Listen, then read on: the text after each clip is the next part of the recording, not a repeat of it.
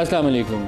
जयशंकर साहब ने एक बयान दिया है और वो बयान जो है वो बड़ा इंटरेस्टिंग है। उन्होंने कहा कि अमेरिका की तरफ से फ़ोन आया था कि पाकिस्तान बहुत ही तगड़ा हमला करने वाला है, तो अपने काम शाम सीधे कर लो, नहीं तो जवाबी कार्रवाई के लिए तैयार हो जाओ। तो ये बात सुनने के बाद ये बात बिल्कुल वाज़ेह हो जाती है जयशंकर की ज़बानी कि बाकी आगे जो भी उसकी वो वज़ाहतें जारी करें कि उस रात अमेरिका ने उनके ऊपर ठीक ठाक दबाव डाला न्यू दिल्ली के ऊपर। और उन्होंने वो जो राहुल गांधी बार बार कहते हैं ना कि वहाँ से ट्रंप का फ़ोन आया, उन्होंने कहा नरिंदर सरेंडर, तो फिर नरिंदर ने सरेंडर वाकई किया। इसके ऊपर एक अमेरिकी सहाफ़ी CNN के निक रॉबर्टसन, वो आज से कुछ हफ्ते पहले काफ़ी तफसील से अपने अंदाज में एक बयान एक ख़बर के तौर पर CNN पे जारी कर चुके हैं। पाकिस्तान ने 10 जगहों पे अटैक किया और इंडिया को बैकफुट पे डाल दिया। आज जयशंकर का बयान साथ इसके मिला के सुन लें तो ये बात तय हो जाती है कि उस रात एक्चुअल में डेवलपमेंट क्या हुई थी। आज के प्रोग्राम का आगाज़ इसी खबर से करेंगे और साथ जो ख्वाजा मोहम्मद आसिफ साहब ने 2 दिन पहले समा TV के ऊपर ही कहा कि ये जो इब्राहिम अकॉर्ड्स वाला मामला है इसके ऊपर कंटिन्यूस ब्रेन स्टॉर्मिंग हो रही है। जब मामला आएगा तो पाकिस्तान के मफाद में फ़ैसला करेंगे, तो वो मामला कब आएगा और कब हमारा कौमी मफाद डिसाइड होगा, इसके ऊपर भी सवाल करेंगे। प्रोग्राम में हमारे साथ बैरिस्टर उमैर नियाज़ी साहब पाकिस्तान तहरीक इंसाफ से, राना सनाउल्लाह खान मशीर हैं वज़ीर आज़म के सियासी अमूर, और इसके अलावा एयर मार्शल अरशद मलिक साहब हैं, मारूफ डिफेंस एनालिस्ट हमारे साथ हैं। सबको प्रोग्राम में खुशामदीद कहते हैं। अरशद मलिक साहब, सबसे पहले आपसे अगर मैं तज्ज़िया ले लूँ, फिर मैं राना साहब की तरफ आऊँगा। ये जो जयशंकर का बयान है काफ़ी हद तक इस बात को सर्टिफाई करता है कि ट्रंप ने उस रात दिल्ली के ऊपर दबाव डाला और नरेंद्र मोदी ने वाशिंगटन के दबाव के नतीजे में सीज़ फायर को माना भी और वो बैक ट्रैक भी किया। अस्सलाम वालेकुम नदीम भाई, thank you very much for having me on your program. Well, सबसे पहले तो मैं ये बताना चाहूँगा कि जयशंकर साहब का जो बयानिया है, ये जो बयान है, ये बहुत पहले आ जाना चाहिए था। हम बड़े पहले दिन से ये कह रहे हैं कि पाकिस्तान ने कभी भी जारहियत का इर्तकाब नहीं किया। एग्रेसर उनकी तरफ से हुई, एग्रेशन उनकी तरफ से हुई। हाँ, हम बारहा ये कहते रहे कि अगर एग्रेशन हुई तो जिस तरह हमने 2019 में जवाब दिया था उससे ज्यादा जवाब देंगे। और हमारा बयानिया ये था कि जब हम जवाब देंगे तो उसका न सिर्फ धुआं उठेगा, न सिर्फ उसकी आवाजें उठेंगी, बल्कि उसकी चीखें भी सुनाई देगी। तो जयशंकर साहब ने जो ये फरमाया, ये उस दोगला बयान और उस दरोग गोई का मुबय्यन आपके सामने सबूत आ गया कि जब इन्होंने ये अटैक किया और जो उसी रात जब पहला जवाब आ गया था तो उनके तो हवास उसी वक्त बौखला चुके थे। वर्चुअली उनकी इंडियन एयरफोर्स, जो कि किसी जमाने में बहुत प्रोफेशनल एयरफोर्स थी, बट अब हिंदुआता सोच और हिंदुआता लीडर की मेहरबानी से वो इस वक्त नाकारा एयरफोर्स हो चुकी है, कम से कम 10 साल तक। सो वो एयरफोर्स 2 दिन तक तो कम से कम ग्राउंड पे रही। उसके बाद उन्होंने डिसाइड किया कि हमने करना क्या। अगर आप किसी भी मुल्क से ये पूछें कि उसके ऊपर अटैक होता है तो क्या हम जवाब में उनको फूल जाकर देंगे? जो हुआ वो उनको क्या किसी और से ये सुनने की तवक्को थी? पाकिस्तान जैसे बावकार मुल्क से इससे ज्यादा रिस्पांस आना चाहिए था। वो तो हमने, आपने सुना होगा, हमारे चीफ ने भी बताया और हमारी पॉलिटिकल लीडरशिप ने भी बताया कि हमने उससे भी अपने आप को कंट्रोल किया। तो नदीम भाई, ये जो बयानिया है ये बिल्कुल उस बात को तरदीद करता है जो जनाब मोदी फरमाते हैं कि मुझे तो किसी ने नहीं कहा था और मैं तो नाराज हूं। लेकिन उनके अंदर बैरूनी ताकतें और सारी डिप्लोमेसी जो उनकी थी वो नाकाम होती नजर आती है। और जयशंकर साहब इस बात को बरमला किसी तरीके से एक्सेप्ट कर रहे हैं कि ये जो हुआ था, जो सीज फायर, ये उनकी ख्वाहिश थी, क्योंकि उनके ऊपर जो अटैक हुए और जो उनका नुकसान हुआ वो इनके लिए अनएक्सपेक्टेड। अरशद मलिक साहब, जो पिछले चंद रोज़ में इंडिया से खबरें आ रही हैं कि पूरी तेज़ रफ्तारी के साथ वो नया असला ख़रीदने की दौड़ में है, तो हमें भी जवाबी तौर पर तैयार रहना चाहिए, क्योंकि एक शिकस्त खोर्दा मोदी जो है वो मुड़ के दोबारा कोई ना कोई ऐसी हरकत का इर्तिकाब कर सकता है। तो क्या हम लोग अपनी तैयारी कर रहे हैं, पेशबंदी कर रहे हैं? हम खबरें सुनते हैं कि हम चाइना से J-35 लेंगे, HQ-19 लेंगे, लेकिन हमें वेल इक्विप्ड टाइमली होना चाहिए। हमारे पायलट्स जैसे माशाल्लाह उन्होंने कमाल का उस दिन 6 जहाज़ गिरा के दुनिया सारी के सामने एक नया कारनामा सर अंजाम दिया, तो उसके लिए आपको वक्त पे अपनी तैयारी कर लेनी चाहिए। नदीम भाई, मैं ये बात बड़े वसूख से आपको बताना चाहता हूँ और कौम को ये तसल्ली देना चाहता हूँ कि जब ये जारहियत का आगाज हुआ तो हमारे लिए ये कोई अनएक्सपेक्टेड नहीं था। अगर अब मैं ये स्टेटमेंट दूं कि हम इस सारी जो ऑर्केस्ट्रेट हुई उसका हमें एक एक मनूवर का पहले से अंदाजा था और हमने उसका जवाब दिया। और दूसरी बात जो आपने फरमाई, मैं उसमें पहले तो ये कहना चाहूंगा कि अभी जो हमने उनका जवाब दिया उसमें हमने रिस्ट्रेन का मुजाहिरा किया। अभी तो उनको सिर्फ साइबर फोर्स, ईडब्ल्यू फोर्स और साइबर स्पेस नजर आई, लेकिन और स्पेस फोर्स नजर आई, लेकिन कुछ चीजें ऐसी थी जो अभी भी हमारे पास मौजूद है जिसको हमने अभी तक उनका अमली मुजाहिरा नहीं किया, बिकॉज वो तो दुम दबाकर भाग गया। अब जो अगली बात आपने की है, आप खातिर जमा रखें, पाकिस्तान एयरफोर्स अल्हम्दुलिल्लाह रब्बिल आलमीन, it is preparing itself since 2019। 2019 से एक जामिया पॉलिसी है, एक जामिया स्ट्रेटजी है। उस जामिया पॉलिसी और स्ट्रेटजी के तहत न सिर्फ चीन के ऊपर उनसे डिस्कशन हो रही है और बहुत आगे तक डिस्कशन जा चुकी हैं। ये जो आप नाम दो तीन सुन रहे हैं, ये ऐसे ही नाम नहीं आते, इस पर बहुत देर से बहस हुई, डेलिब्रेशंस हुई और एक वे फॉरवर्ड डिसाइड किया गया। उसके साथ साथ जो एक बहुत बड़ा इनके लिए सरप्राइज आने वाला है वो ये है कि हमने इन्हीं 6 से 7 सालों में जो इंडिजनाइजेशन पे काम किया है। नदीम भाई, मैं मेरा ख्याल अब वहीं तक रुकूंगा और ये बताना चाहूंगा कि हिंदुस्तान का कोई कोना, कोई चप्पा ऐसा नहीं है जहां तक इंशाअल्लाह अल्लाह ताला के फजल से और आप सल्लल्लाहु अलैहि वसल्लम की रहमत से हम उसको निशाना ना बना सके। हाँ, बाद में आपकी ये एक और इजाफा करना चाहूंगा कि हमें अपने बैलेंस ऑफ पावर के लिए सिर्फ चीन पे ये निसार नहीं करना चाहिए। अगर ट्रंप हमारा इतना दोस्त बन रहा है और जैसे हम पंजाबी में कहते हैं ना सक्का बन, so we must approach America also, because जब तक आप खत्ते में बैलेंस ऑफ पावर नहीं लेके आएंगे तब तक ये खत्ता वोलेटाइल रहेगा और न्यूक्लियर पावर का वोलेटाइल होना किसी सॉर्ट में भी अमन के लिए सही नहीं। अरशद मलिक साहब, हमारे एयर चीफ इस वक्त अमेरिका में हैं, जैसे पहले आर्मी चीफ होकर आए हैं, और आपने दुरुस्त कहा कि वो जब कहते हैं आई लव पाकिस्तान तो बहुत से मेरे जहन में तो खदशात भी आते हैं। तो आई लव पाकिस्तान के लिए क्या एयर चीफ वहाँ से कुछ लेकर आएंगे? नदीम भाई, आपकी पहली बात से मैं बिल्कुल इत्तेफाक करता हूँ। वो क्या कहते हैं, बात तो सच है, बात है रसवाई की, कि वो दोस्त भी है हमारा और कई दफा हमें दोस्ती में कुछ कर भी चुका है, साथ में बेड़े से कहानी शुरू होती है और बहुत आगे तक जाती है। लेकिन मेरा मानना यह है कि माजी को अपनी जगह रखना चाहिए। आज अल्लाह ताला ने आप पे जो मेहरबानी की, today you are a factor, आप लेवरेज कर सकते हैं। तो अगर आपके ऊपर ये लेवरेज हो रही है तो वो जो कहता है कि आई लव यू, उस लव को आपने इंप्लीमेंट करना है। नदीम भाई, मैं यहाँ पे एक रेफरेंस देना चाहूंगा आपको कि अमेरिका के अंदर भी डीप स्टेट इफेक्ट करती है। आपको याद होगा को 3-4 दिन पहले एक इंटरकॉन्टिनेंटल बैलिस्टिक मिसाइल की इन्वेंशन का पाकिस्तान के ऊपर भी मुद्दा डाला गया। मेरे ख्याल में जो air chief marshal Babar America में है, डेफिनेटली फील्ड मार्शल साहब की मुलाकात के बाद इसमें पॉजिटिविटी होगी और ये कोई ऐसी अचंभे वाली बात नहीं होगी कि हमारी टेक्नोलॉजी और हमारी कैपेसिटी कैपेबिलिटी जरूर बढ़ेगी। ये मैं इसलिए भी कह रहा हूँ, अगर आप फील्ड मार्शल साहब का बयान सुने तो उन्होंने कहा था कि चंद दिनों में दुनिया के लिए 2-3 सरप्राइजेज आएंगे, जिसमें हमारी पहली ख्वाहिश अमन, टेररिस्ट का खात्मा, इंडस वाटर ट्रीटी और चौथा हमारी कैपेबिलिटी और कैपेसिटी इन्हांसमेंट। तो मुझे अल्लाह से बड़ी उम्मीद है कि एयर चीफ और फील्ड मार्शल के दौरों के बाद जब हम इसके साथ डिप्लोमेटिक मनूवर भी करेंगे तो इंशाअल्लाह हमारे लिए खुश आएं खबरें आएं। इंशाल्लाह। राना सनाउल्लाह साहब, ये बड़ी इंटरेस्टिंग डेवलपमेंट्स हैं। दुनिया में पाकिस्तान का स्तर जो है फ़ख्र से बुलंद हुआ है। अरब दुनिया में गर्मजोशी दोबारा पाकिस्तान के लिए पैदा हो गई है, जो पिछले चंद सालों में मुझे लगता था कि हमें देख के सोचते हैं कि ये दोबारा पैसे उधार मांगने आए हैं। मैं एक दफ़ा जनरल बाजवा के साथ, वो बैकग्राउंड हमारा इंटरेक्शन था, तो उन्होंने बिल्कुल ऐसे ही मिलता जुलता कमेंट किया कि वो जाके हम जप्पी वप्पी बड़ी डालते हैं, लेकिन वो सोच रहे होते हैं कि आए हैं ये फिर पैसों की बात करेंगे। तो आई थिंक ये जो 4-5 रोज़ गुजरे हैं मई के, इन्होंने आपका पूरी दुनिया में एक नया नक्शा बना दिया। आपका एक पावरफुल कंट्री के तौर पर आपकी री इमर्जेंस हुई है। गोइंग फॉरवर्ड आप कैसे देखते हैं कि इसके ऊपर कैपिटलाइज कैसे करेंगे? देखिए, इस पे कोई शक नहीं कि पिछले कोई एक दहाई से जो है वो इंडिया और ख़ास तौर पे मोदी साहब इस तरह बिहेव कर रहे थे कि जैसे वो इस खित्ते में जो है वो बिल्कुल चुतराहट है उनकी और वो इस खित्ते को जो है वो डिक्टेट करेंगे और वो एक इकनॉमिक पावर है और एक वो अपना जो है मिलिट्री पावर है, न्यूक्लियर स्टेट है।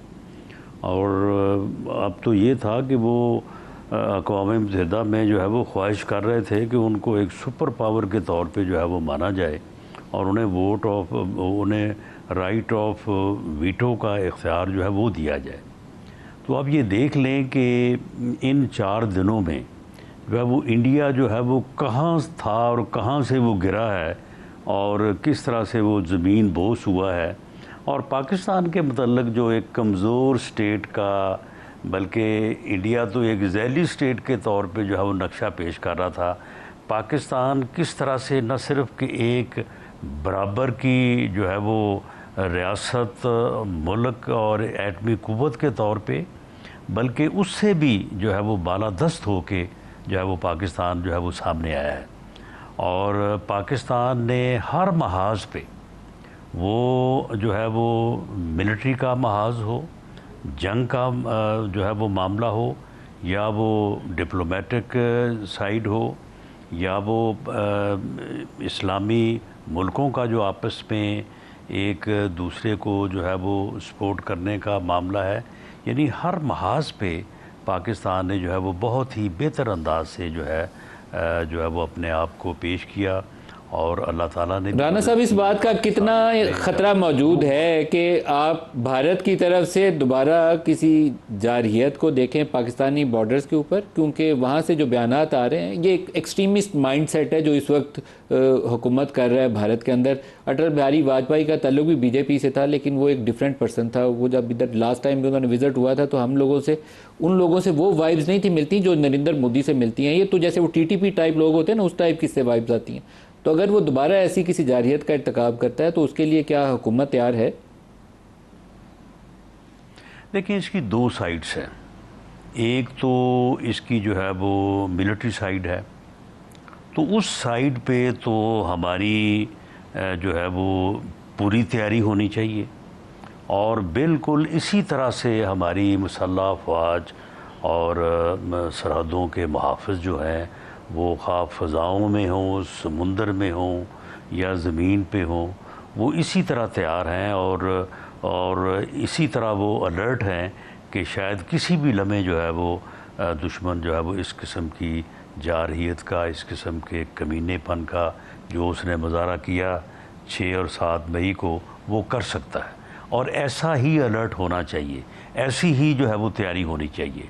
जहाँ तक पॉलिटिकल साइड और गवर्नमेंट साइड के ऊपर है, तो उस पे हमारी ये कंसिडर्ड ओपिनियन है कि जो हिंदुस्तान के साथ हुई है और जिस तरह की सूरत हाल जो उन्हें पूरी दुनिया में मिली है, तो उसके बाद और फिर जैसा मौसर मुंह तोड़ जवाब जो है वो मिला है, इंडिया ये जुर्रत नहीं करेगा और इस किस्म का कोई जो है वो ख़तरा नहीं है।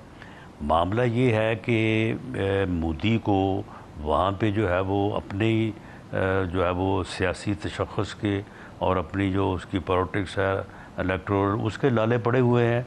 तो वो अपनी जो है वो यानी जो उसकी मुल्क के अंदर जो उसकी ज़रूरत है या कंजम्पशन है, तो उसके लिए ये बयानबाजी कर रहा है और इन बयानों में कोई ऐसी वैसी जो है वो वर्थ नहीं है और इंडिया इस किस्म की ज़रूरत नहीं कर सकेगा। सही है। एक मैं आपको स्टेटमेंट सुनाता हूँ उमैर न्याज़ी साहब। ये वाले मामलात के ऊपर तो अरशद मलिक साहब ने बहुत अच्छी बातें की हैं, लेकिन एक और बड़ा चैलेंज है जिसमें आप सारे पार्लियामेंटेरियंस का भी रोल है, अरशद मलिक साहब का भी डेफिनेटली उसमें ओपिनियन आना चाहिए। वो ख्वाजा आसिफ साहब ने अब्राहम एकॉर्ड्स के ऊपर क्या बात की, ज़रा वो पूरा स्टेटमेंट ही दिखा दे। ख्वाजा साहब, वाशिंगटन अपने फॉरेन पॉलिसी इंटरेस्ट के बगैर ये कभी लाइन चेंज नहीं करता। अनकन्वेंशनल सियासत है और वो खुद भी कहते हैं, प्रेसिडेंट यूनाइटेड स्टेट्स। तो मैं समझता हूँ कि इस सिचुएशन से अगर हम इसमें तमाशाई बने और स्पेक्टेटर बने और उसमें प्लेयर ना बने तो उससे बहुत बड़ी गलती होगी। आप प्लेयर बनने जा रहे हैं? प्लेयर हम हैं इस वक्त। सर, आप तैयार हैं? इब्राहिम एकॉर्ड्स के ऊपर प्रेशर आएगा तो आप क्या करेंगे? हम अपना इंटरेस्ट वॉच करेंगे। उमैर साहब, ये इसके ऊपर खुल के बात होनी चाहिए, इंगेजमेंट किन टर्म्स के ऊपर, क्योंकि हमारी एक लंबी हिस्ट्री है अमेरिका के साथ इत्तेहादी बनने की और सैंक्शंस लगवाने की। बाद में अभी ये अब्राहम अकॉर्ड्स वाला भी एक फिनोमेना है जो ट्रंप के पिछले दौर में कई मुस्लिम कंट्रीज उससे गुजर चुकी हैं। सऊदी अरेबिया और पाकिस्तान की बारी अब आ रही है। देखिए, न्यू वर्ल्ड ऑर्डर का प्रेशर तो एक बिल्डअप बन रहा है, बल्कि कहते हैं टेल अवीव में अब तो बैनर्स भी शायद लगने लग गए हैं। तो ये चीज़ें हमारे कान खड़े करने के लिए काफ़ी होनी चाहिए। क्या करना चाहिए? देखिए, हम बैठे हैं क्रॉस रोड्स पे, हम सिविलाइजेशन के उस जगह पे बैठे हैं जहाँ क्लैश ओरिजिनेट होता है। एक तरफ हमारा राइट फ्लैंक भी हमारे अपोजिंग खड़ा है और इसराइल जिस तरह से पेनिट्रेट करने की उसने पूरी कोशिश की और ईरान ने जिस तरह उसे रिपल्स कर दिया, तो हमारे लेफ़्ट फ्लैंक पे भी वो आके तकरीबन बैठ गए थे। तो हमें बहुत सोच समझ के चलना पड़ेगा, क्योंकि देखें हर अगर फतह भी होती क्या करें? मैं बिल्कुल, देखिए अगर वे आउट बताएं ना जिस पे ओपिनियन दी जा सके। फतह भी अगर मिली है इंडिया के साथ, तो उसके साथ रिस्पॉन्सिबिलिटी भी ज़्यादा बढ़ गई है। आपने किया कि मुस्लिम उम्मा की बात की, देखिए अगर सऊदी अरेबिया की आवाम से आपको रिस्पांस मिला है, अगर टर्की की स्ट्रीट्स में सेलिब्रेशन हुई है, तो क्यों हुई है?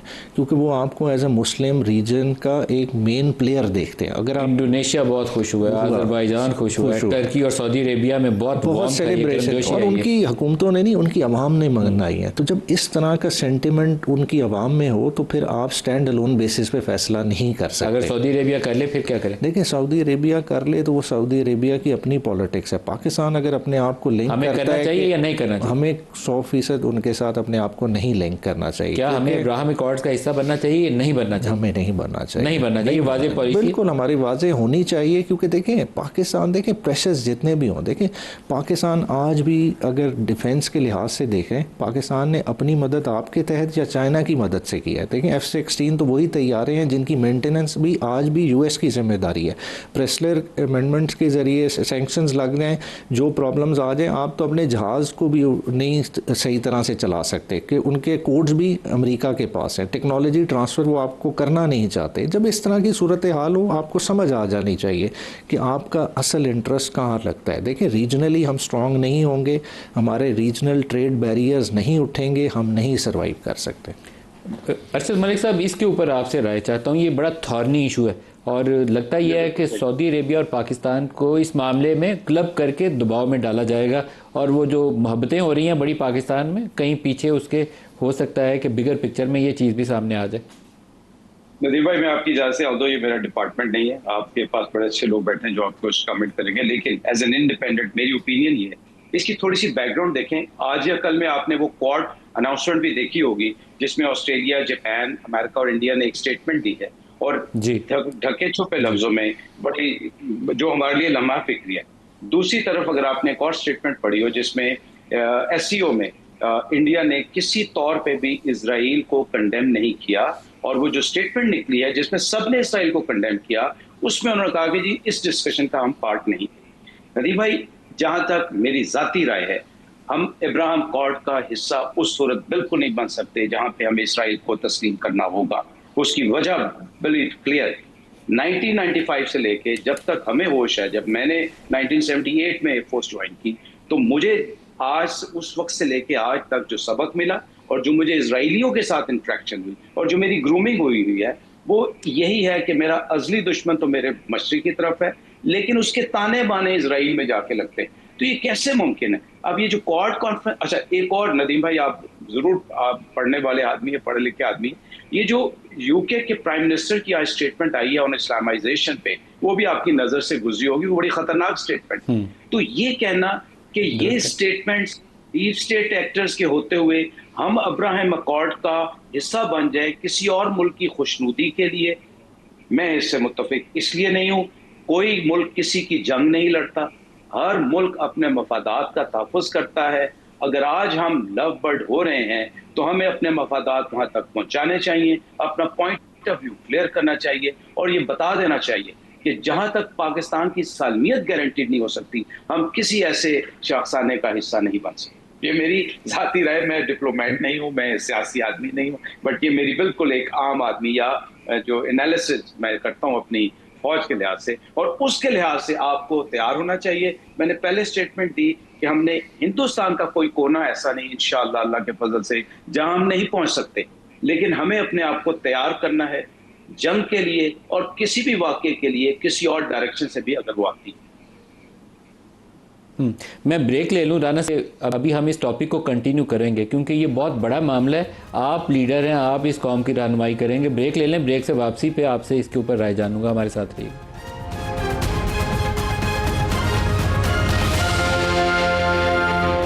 प्रोग्राम में दोबारा खुशामदीद कहते हैं। राना सनाउल्लाह साहब, ये जो मामला इब्राहिम एकॉर्ड्स का है, इसके ऊपर आपकी क्या राय है, कैसे आगे बढ़ना चाहिए? देखें, इसमें पार्टी की या गवर्नमेंट की तो इसमें कोई राय इस तरह से नहीं हो सकती कि ये इशू जो है उस लेवल पे ना अभी दरपेश हुआ है और ना ही इसके ऊपर कोई जो है वो डिस्कशन हुई है। मेरे दोनों मोहतरम भाइयों ने जिस तरह से इनफरादी तौर पे अपनी राय दी है, तो इस तरह से मैं भी जो है वो इसके ऊपर अपनी राय जो है वो दे सकता हूँ। और मेरा इस सिलसिले में मेरी ज़ाती सोच ये है कि वो जिस तरह से कहते हैं कि मुद्दई सुस्त और गवाह चुस्त, ये नहीं होना चाहिए। फ़लस्तीन में बहुत खून बहा है, वहाँ पे बहुत जुल्म हुआ है, वहाँ पे तमाम मुसलमान मुल्कों को बिलखसूस और पूरी दुनिया को बिलअमूम जो है वहाँ पे अमन कायम होना चाहिए। वहाँ पे ये जो रोज़ खून बहता है ये बंद होना चाहिए।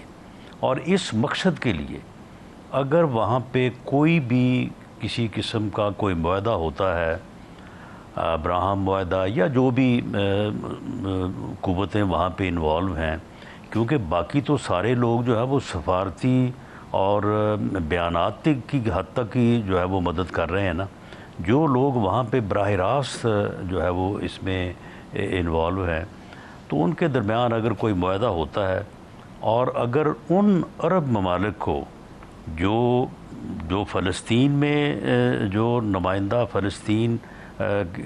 फ़लस्तीनी अवाम की और फ़लस्तीन की नुमाइंदा जो तंजीम है वहाँ पे, उसे अगर वो चीज़ काबिल कबूल होती है और जो 7 अरब ममालिक हैं, जो 7 जिनके बॉर्डर्स मुश्तरक हैं, जो बराह रास्त मुलव्वस भी हैं, मुतासर भी हैं, वो उसके ऊपर मुतफ़िक़ हैं, तो मैं समझता हूँ कि पाकिस्तान को और सऊदी अरब को और टर्की को और उसके साथ अगर ईरान को भी शामिल कर लिया जाए, ये बड़े ममालिक हैं, मलेशिया है, तो इनको मुश्तरका तौर पे जो है वो कोई फ़ैसला करना चाहिए और पाकिस्तान को जो है वो मुस्लिम वर्ल्ड के साथ जाना चाहिए। अगर सऊदी अरब और टर्की और ईरान कोई फ़ैसला करते हैं और जो अरब ममालिक इस मामले में बराह रास्त वहाँ पे जो है वो मुतासर है, वो को फ़ैसला करते हैं, तो पाकिस्तान को उस फ़ैसले के साथ जाना चाहिए। अगर सऊदी अरब और ईरान तो बड़ा ही मुश्किल है कि सारे मिलके तो इसराइल को साथ कह रहे हैं, आप ईरान भी तस्लीम कर ले। सऊदी अरब की पोजीशन मुख्तलिफ हो सकती है काफ़ी हद तक ईरान से, ईरान एक और पोजीशन लेगा। सऊदी अरब माने और ईरान ना माने तो फिर पाकिस्तान को क्या करना चाहिए? मेरा ख़्याल है कि पाकिस्तान को कंसेंसस की जो है वो कोशिश करनी चाहिए। तुर्की का इसमें बड़ा जो है वो अहम रोल होगा। तैयब अर्दगान एक बहुत सीनियर और बड़े जो बाअसर मुसलमान रहनुमा हैं, और ईरान की भी पोजीशन जो है वो अब जो आज से कोई 1 महीना पहले थी वो नहीं रहेगी। ईरान को भी अब ये मालूम हो गया है कि पाकिस्तान उसका कैसा दोस्त है और इंडिया के साथ जो है वो उसके जो है वो तल्लुकात की नोयत जो है वो क्या होना चाहिए। और सऊदी अरब ने जो है वो ईरान के ऊपर जब हमला हुआ तो उसने क्या किरदार अदा किया है और इंडिया ने जो है वो क्या किरदार अदा किया है। तो इसलिए ईरान की भी अब नेक्स्ट जो वर्ल्ड ऑर्डर बनने जा रहा है, ईरान का भी अब मफाद इसी में है कि वो सऊदी अरब के साथ, टर्की के साथ और पाकिस्तान के साथ जो है वो अपनी अंडरस्टैंडिंग, अपना कंसेंसस और इनके साथ रह के आगे बढ़े। मुस्लिम वर्ल्ड में मैं समझता हूँ कि लीडिंग रोल जो है इन 3-4 बड़े ममालिक को जो है वो अब अदा करना चाहिए। इसकी बड़ी ज़रूरत है इस वक्त। उमैर न्याज़ी साहब, जो ईरानियन साइड है इसराइल को तस्लीम कर ले, ये मुझे पॉसिबिलिटी नज़र नहीं आती। सऊदी अरब के ऊपर दबाव आएगा और पाकिस्तान पे आएगा। टर्की के मामला पहले डिफरेंट नौयत के हैं, वो तो काफ़ी हद तक आपस में इंटरेक्ट भी कर लेते हैं, इंगेज भी कर रहे हैं। इन दो ममालिक का फैसला और एक तरफ ईरान खड़ा होगा। आई थिंक इंडोनेशिया है शायद बड़े ममालिक में जो अभी तक बाहर है। तो क्या पोजीशन पाकिस्तान को लेनी चाहिए? देखिए, पाकिस्तान तो डे वन से जो कायद-ए-आज़म मोहम्मद अली जना जिस चीज़ के प्रोपोनेंट थे कि टू स्टेट सोल्यूशन अगर हो जाता है, कंडीशनल ही होगा, ओपन नहीं होगा, ये कंडीशंस आ रही हैं उसमें। मेन उसमें स्टेक होल्डर तो फ़लस्तीन की खुद रियासत है। अगर फ़लस्तीन की रियासत मानती उसके है भी तो दो हिस्से हैं, अल फतह और हमास। तो वो देखें, अगर जब वो ही main stakeholder on board नहीं है और बाहर वाले जो है ना उस जुल्म और जबर को ओवरलुक कर दें, तो मेरे ख्याल से ये बहुत बड़ा पूरी मुस्लिम उम्मा पे एक सवालिया निशान बनेगा। ये बड़ा सेंसिटिव टॉपिक है। इसमें जो है ना इकोनॉमिक इंटरेस्ट से हट के, पॉलिटिकल इंटरेस्ट से हट के हमें एज एन उम्मा सोचना पड़ेगा। अल्टीमेटली जो हमारी कुरानिक ट्रेडिशन और बाकी मामलात हैं सब कुछ जुड़े हुए हैं इसराइल की क्रिएशन के साथ। तो वो सारी चीज़ों की अंडरस्टैंडिंग अगर आप इस्लामी तालीमात या कुरान की या हदीस की रोशनी में जाएंगे तो उसमें तो जो एंड है वो ज्यूज़ का, वो किसी और तरीके से, तो उसमें तो आपको उनसे प्यार मोहब्बत नहीं बढ़ाना चाहिए, फासले पर रहना चाहिए। 100%। तो इन्हीं चीज़ों को देख के हमें सारियों को फैसला करना चाहिए। अच्छा, अब एक सवाल मैं पहले आपसे पूछ लूँ फिर राना साहब से पूछूँ। मैं अक्सर का सोचता हूँ कि आपकी ये स्टैंडिंग कमेटीज़ किस काम के लिए होती हैं? आप इन कैमरा उसके ऊपर ब्रेनस्टॉर्मिंग क्यों नहीं करते? आप अभी अरशद मलिक साहब बहुत अच्छी बातें कर रहे थे, अरशद मलिक साहब को बुलाइए। वहाँ डिफेंस के जो सर्विंग सीनियर लोग हैं, जो स्ट्रेटजी वगैरह पे, वॉर गेमिंग पे काम करते हैं, उनको भी बुलाइए। पॉलिटिकल लीडर्स, पार्लियामेंट्री हेड्स बैठे, बंद कमरा में, जर्नलिस्टों को भी आने दें, ब्रेनस्टॉर्मिंग करिए, कम अप विद समथिंग, कुछ आइडियाज़ लेकर आगे। बिल्कुल, आपने बड़ी अच्छी बात की। खाली डिफेंस ही क्यों, देखें बहुत सारी चीज़ें फॉरेन पॉलिसी में, जैसे हम पहले इसमें बात कर रहे थे, देखें बहुत सारे एंगल्स हैं जो स्टेट ऑफ पाकिस्तान उस तरह से नहीं परसू कर रही जिस तरह से करना चाहिए। जैसा मैं खुद समझता हूँ, मेरी ज़ाती राय है कि बांग्लादेश में हमें बहुत एक खूबसूरत ओपनिंग मिली, मगर हमने साल एक से उस पर नहीं काम किया। अगर हम बांग्लादेश से उस लेवल की इंगेजमेंट बना लें जो आज हमारी सऊदी अरेबिया या तुर्की के साथ है, तो मैं समझता हूँ हम इंडिया का प्रेशर आधे से ज़्यादा न्यूट्रलाइज कर देते हैं खाली उस एंगेजमेंट से, मगर हम उसको ओवरलुक कर रहे हैं। बांग्लादेश को तो हमें गले से लगा के रखना चाहिए। 100%। वहाँ पे हसीना वाजद ने वो जो नफरत फैलाई थी, वो अल्लाह अल्लाह करके उससे जान छूटी है। देखिए, वो हमारे भाई हैं, उन्हें एम्ब्रेस करना चाहिए विद ओपन आर्म्स। बिल्कुल। और आज इस स्टेज पे चले गए हैं कि वो झंडा तब्दील करने तक की बात, क्रेसेंट को दोबारा लाने की बातें हो रही है। तो जब इस तरह की हो रही है तो क्यों नहीं हमारा पार्लिमानी डेलीगेशन उधर जाता, क्यों नहीं हमारे स्टूडेंट्स के वफूद उधर जाते। का विजिट ड्यू था, पोस्टपोन हो गया। हम अपनी मेडिकल यूनिवर्सिटीज़ में उनके लिए कोटा रखें, इसी तरह हमारे स्टूडेंट वहाँ जाएँ और स्टूडेंट एक्सचेंज भी करें, कल्चरल एक्सचेंज करें, उनको एम्ब्रेस करें, हर मैदान में उनको एम्ब्रेस करें। ये करना चाहिए। मैं फुली आपको इस पर इंडोर्स करता हूँ। राना साहब, एक स्टैंडिंग कमेटी का सवाल हो रहा है, तो स्टैंडिंग कमेटीज़ में मैं तो पाकिस्तान में जो 2-3 बड़ी पार्टियाँ गिनूंगा तो उसमें नून लीग, पीटीआई और पीपल्स पार्टी, इन तीनों को सर फहरिस्त रखूँगा। आपकी पार्लिमान से तो पीटीआई फिर है ही नहीं है, तो इनका तो अब रोल फिर नहीं होगा। वो बाकी रह है भी आप ले जाएंगे आहिस्ता आहिस्ता करके। नहीं, देखें पार्लियामेंट में जो है वो एक तरफ हिस्ब इक़्तिदार होती है और दूसरी तरफ हिस्ब इख्तलाफ होती है। पार्टियां दोनों अतराफ जो है वो मुख्तलिफ हो सकती हैं, एक से ज़्यादा जो है वो हो सकती हैं। और जो स्टैंडिंग कमेटीज़ होती हैं उनमें जो है वो पार्टियों की बुनियाद पे नहीं, हिस्ब इख्तलाफ की और हिस्ब इक़्तिदार की स्ट्रेंथ की बुनियाद सर पीटीआई है कहाँ पर अब? होती है। पीटीआई कहाँ पर है सर अब? देखें तो ये तो खैर इनका अपना मामला है ना। मैंने तो नहीं इनको कहा था, या हमारी तरफ से ये सजेशन तो नहीं थी कि ये बयान हल्फी दे के इलेक्शन कमीशन में एक ऐसी जमात में दाखिल हो जाएं, शामिल हो जाएं जिसका ना पार्लियामेंट में कोई वजूद है, ना जिसने इलेक्शन में हिस्सा लिया, ना जिसका कोई वहाँ पे काजी फायज ईसा की क्रिएशन है ये मॉडल। और काजी फायज ईसा तारीख में इस काम की वजह से याद रखे जाएंगे। उनके वालिद बड़े आदमी थे, लेकिन काजी साहब जो कुछ करके गए तारीख में याद रखे जाएंगे। नहीं तो मलिक साहब काजी फायज ईसा ने इनसे बयान हल्फी जो है वो जमा करवाए थे कि हम सुन्नी। काजी फायज ईसा ने बल्ले के निशान का फैसला किया था सर। 26वीं तरमीम के लिए भी उन्होंने 63 का फैसला किया था। बड़े याद रखे जाएंगे सर ना। काजी पूरा चैप्टर लिखा जाएगा काजी फायज ईसा के रोल के ऊपर। का फैसला किया था। नहीं, मलिक साहब काजी फैज ईसा ने जब निशान का फैसला किया था तो क्या उसने कहा था कि जो कानून है उसके मुताबिक जो आपकी जिम्मेदारियां हैं, जो आपने इलेक्शन करवाने हैं, जो आपने अकाउंट्स और अपने डॉक्यूमेंट्स देने हैं वो ना दें? ये सियासी जमातें जो है वो क्यों नहीं अपनी सर, अब ये बताएं, जिम्मेदारी पूरी नहीं करती? सर, क्यों नहीं अपने आप को इलेक्शन रूल्स कोई डिफेंस नहीं है काजी साहब के लिए, जो है वो कोई डिफेंस नहीं है काजी साहब के लिए सर, अपना पूरा रखती है। नहीं, ये इंजीनियर किया गया मॉडल है, उनका जो ये फैसला काबिल है, तारीफ नहीं है, इंजीनियर किया गया इस पूरे मॉडल को। सर एक बता दें है ना मलिक साहब, अगर एक चीज सर, जो है केपी असेंबली का क्या बनेगा राणा साहब? तो मैं भले वो कानून के मुताबिक हो, आइन के मुताबिक हो, वो मेरे लिए उसकी कोई अहमियत नहीं होगी।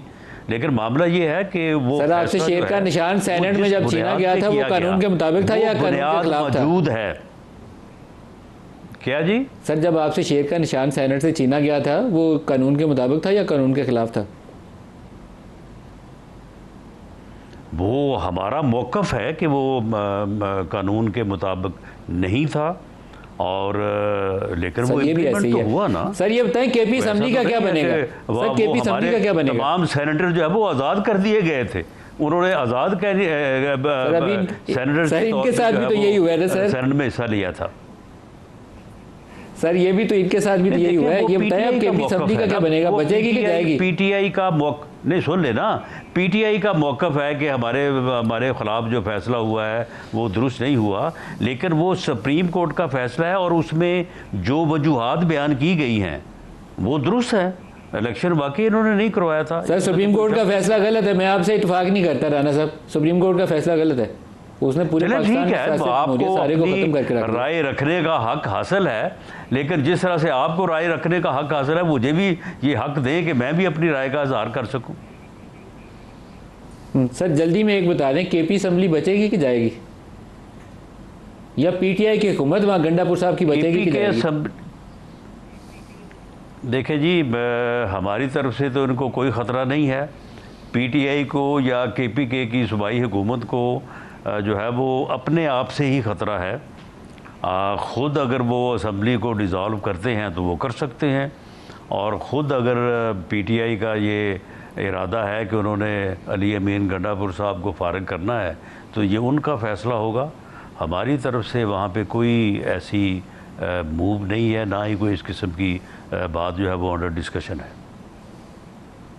और मैं न्याजी साहब, ये खबर चल रही है कि गंडापुर साहब जो है ना वो आखिरी सांसों पे हैं, कुछ ऐसा है मूव कि उनके बंदे थोड़ी? आज केपीके के तमाम एमपीएस मौजूद थे, हमारी पार्लिमानी पार्टी की मीटिंग थी, और मेरे ख्याल से एक अच्छा अली अमीन का पावर शो भी था, और प्लस जो एक यूनिटी आपको पता है पावर शो की बात जाने ने, सेनेट में लंच एक तरफ कर रहे थे, सेनेट इलेक्शन में वोट 14 बंदे जाके नून लीग के दूसरी तरफ कर रहे थे आपके साथ। मगर बात है उन्होंने अली अमीन को नहीं वोट देना, उन्होंने देना है इमरान खान को, और ये वही लोग हैं जो इमरान खान के नाम पे जीत के आए हैं, और मेरा नहीं ख्याल कि कोई इतना बड़ा ब्लंडर करेगा कि इमरान खान की लाइन को। तो आपकी हुकूमत बची रहेगी? हुकूमत देखिए, एक बचने का एक अलग सवाल है। वैसे कमाल की असेंबली नहीं, पूरी असेंबली इंडिपेंडेंट होगी आपकी। कितने मेंबर्स हैं आपके? 92 और 92 इंडिपेंडेंट, इंक्लूडिंग चीफ मिनिस्टर। क्या मजाक का खेल सूरत हाल है, सुप्रीम कोर्ट को शाबाशी देनी चाहिए सर ऐसे फैसले। और देखिए मसला हमारा नहीं है, देखें तरीके इंसान मुश्किल वक्त गुजार रही है, गुजार लेगी। बात है ये ही स्पेस पीपल्स पार्टी की भी कम हो रही है, PMLN की भी। हमने तो 3 साल गुजार लिए, मैक्सिमम और कितना मुश्किल होगा, 1.5 और होगा। मगर ये जब सर्कल रिवर्स होगा तो प्रॉब्लम्स जो ये कांटे हमारे लिए बिछाए गए हैं ये इनको चुभेंगे। राणा साहब, ये जमहूरियत के लिए बहुत अच्छी खबर है जो कुछ हुआ, या जमहूरियत के लिए बुरी खबर है? नहीं, जमहूरियत के लिए जो है वो बुरी खबर ये है कि पाकिस्तान में जो है वो लोग जमहूरियत में होते हुए, जमहूरी सियासत में होते हुए, पार्लिमानी डेमोक्रेसी का हिस्सा होते हुए जो है वो सियासत करने से इनकारी हैं। वो ना किसी के साथ बैठने को तैयार है, ना वो किसी को बैठाने को तैयार है, ना वो किसी के साथ डायलॉग करने को तैयार है।